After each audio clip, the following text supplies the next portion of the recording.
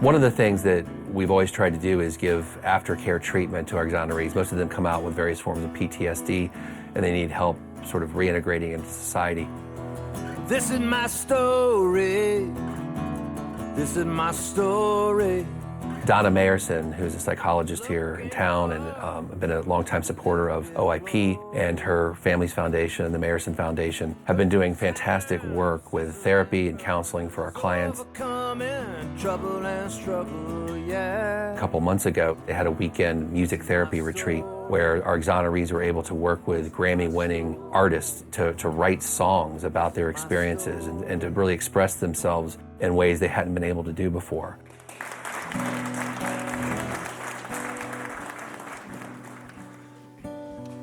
Our exoneree, Chris Miller, his wife Lena, she stayed with him and raised their kids. She had to be mother, father. She had to play every single role throughout his 17 years of wrongful incarceration.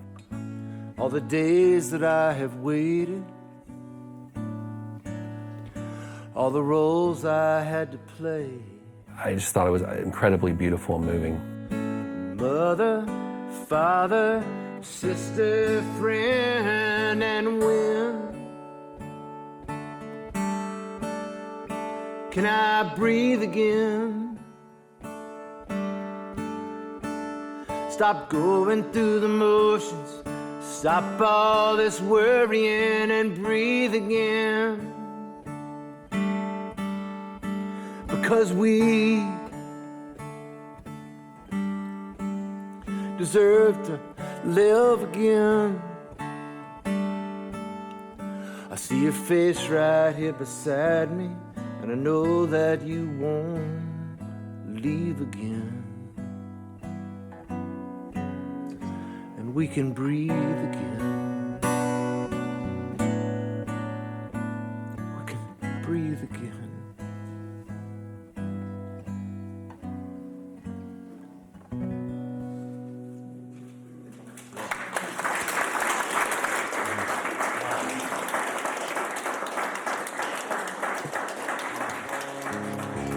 Called On the Sea of Misery, right?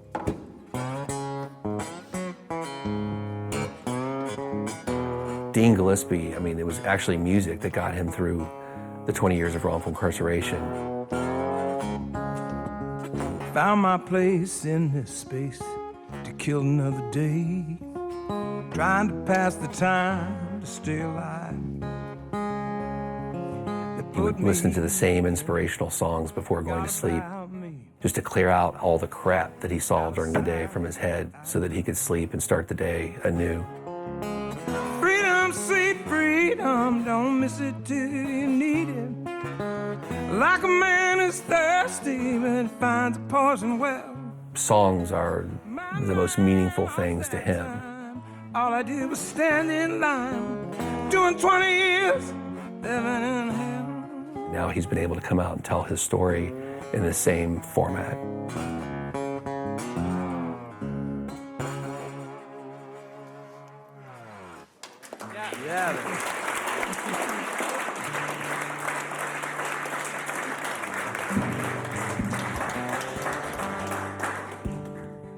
You know, Nancy Smith, just such an amazing person, spent all those years in prison. She was a single mom, separated from her children. I could talk about faith and forgiveness. I could talk about hearing the call. I didn't know just how much I'd have to live it inside those walls. When I would go visit her in prison, she would just be in absolute agony.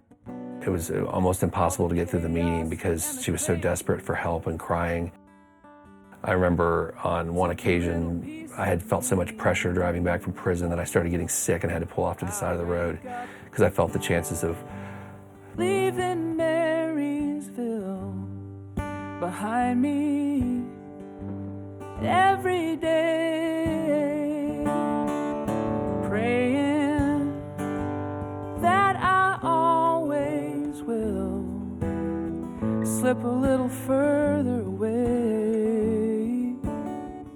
to see her write a song about her healing process and how she's able to leave it behind. The song is about leaving Marysville, which is a prison, and how every day she wakes up and it's further in her rearview mirror. I can't imagine what it was for her, but it's incredibly touching for me.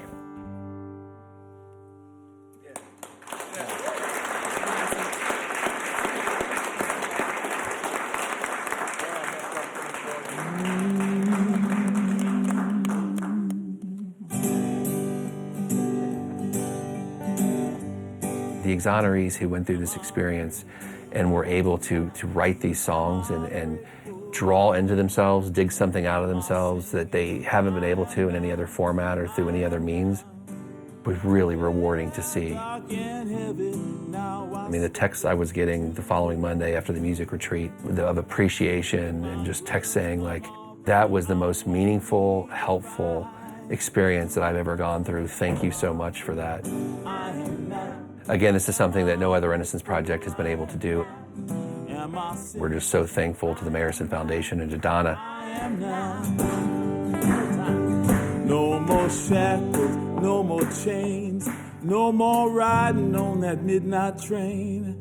I am free.